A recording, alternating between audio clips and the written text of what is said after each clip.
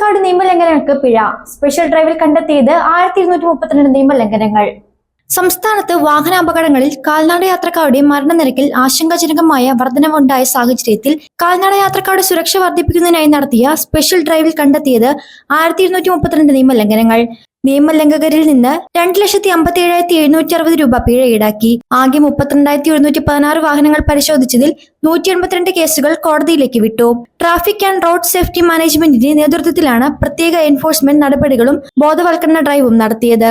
ഈ വർഷം ഒക്ടോബർ 31 വരെ സംസ്ഥാനത്ത് 851 കാൽനടയാത്രക്കാർക്കാണ് ജീവൻ നഷ്ടമായത്.